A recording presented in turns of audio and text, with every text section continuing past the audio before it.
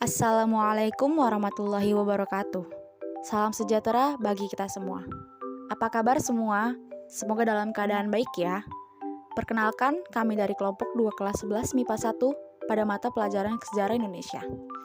Pada video kali ini, kami akan membahas mengenai perkembangan organisasi pergerakan berbasis keagamaan.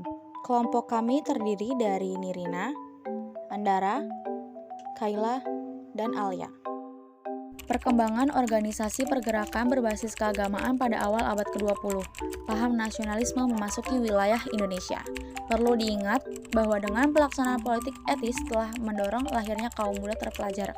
Pemikiran mereka semakin rasional, wawasannya semakin luas dan terbuka sehingga memperlancar berkembangnya paham-paham baru di Indonesia. Paham-paham baru itu misalnya nasionalisme. Paham ini telah mendorong lahirnya kesadaran nasional. Kesadaran ini kemudian mendorong untuk merubah dan menyempurnakan strategi perjuangan bangsa yang selama ini telah dilakukan. Sekalipun didorong oleh banyak faktor, kesadaran berbangsa dan kebangkitan nasional muncul di Indonesia tidak lepas dari bentuk antitesis terhadap penjajahan dan kekuasaan kolonialisme dan imperialisme Belanda. Kesadaran bersama muncul bahwa untuk melakukan perlawanan terhadap kolonialisme dan imperialisme, bentuk dan strateginya harus sudah berubah. Bentuk diplomasi dan melalui berbagai organisasi pergerakan dipandang lebih tepat.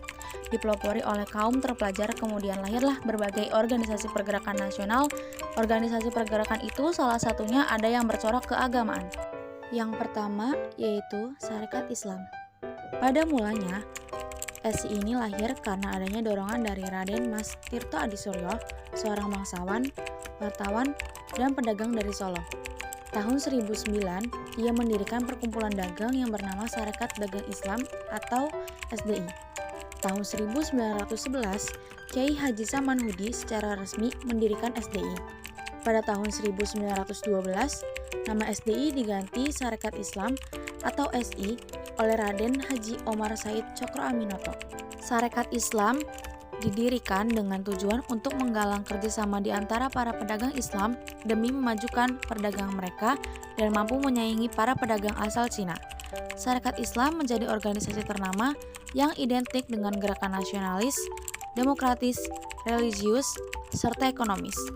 Hanya dalam waktu singkat, Sarekat Islam dapat berkembang hingga menyebar ke seluruh lapisan masyarakat. Perkembangannya tidak terbatas di Pulau Jawa saja. Sarekat Islam dimaksudkan untuk membela kepentingan pedagang-pedagang Indonesia dari ancaman para pedagang Cina. Pada proses pelaksanaannya pun tidak terlihat adanya gerakan politik yang terjadi. Sarekat Islam memperjuangkan hak-hak sesungguhnya yang ada di bidang politik. Sarekat Islam memperjuangkan keadilan tanpa menyerah serta menekan adanya penindasan yang dilakukan oleh pemerintah Belanda.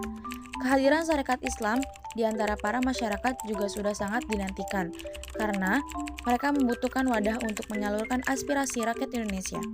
Pada tahun 1913 di Surabaya, Sarekat Islam menegaskan bahwa organisasi ini bukanlah sebuah partai politik. Sarekat Islam terbuka untuk bangsa Indonesia. Namun, untuk menjaga agar Sarekat Islam tetap menjadi organisasi masyarakat, dilakukan pembatasan terhadap masuknya pegawai negeri sebagai anggota. Organisasi yang kedua yaitu Muhammadiyah.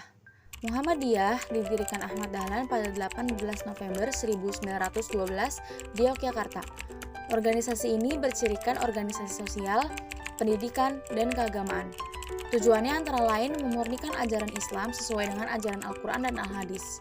Tindakannya adalah amar ma'ruf nahi munkar atau mengajak hal yang baik dan mencegah hal buruk.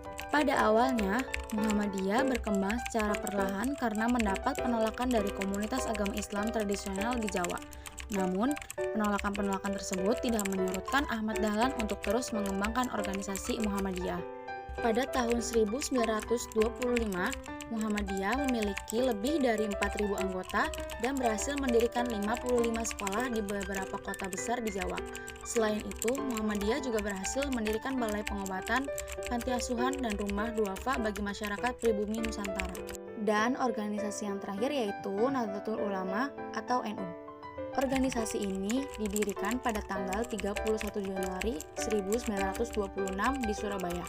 Sebagai pendiri organisasi adalah Kiai Haji Hasyim Asy'ari dan sejumlah ulama lainnya. Organisasi itu berpegang teguh pada Ahlus Sunnah wal Jamaah. Organisasi ini tetap mempertahankan tradisi yang sudah lama berkembang di kalangan ulama. Tujuan organisasi ini terkait dengan masalah sosial, ekonomi, dan pendidikan. Pada masa pergerakan nasional Indonesia awal abad ke-20 Masehi, NU memberikan sumbangsi yang besar terhadap bidang pendidikan, sosial, dan politik di kalangan masyarakat pribumi Indonesia. Pada perkembangannya, NU berperan aktif dalam melakukan perlawanan terhadap kolonialisme Belanda. Perlawanan NU direalisasikan melalui program pendidikan, pelatihan kemandirian, pemberdayaan ekonomi, dan kajian keagamaan. Melalui program-program tersebut, NU berhasil mengembangkan sikap nasionalis masyarakat pribumi Indonesia untuk melawan kolonialisme Belanda. Sekian penjelasan dari kelompok kami. Bila ada kekurangan mohon maaf. Wassalamualaikum warahmatullahi wabarakatuh.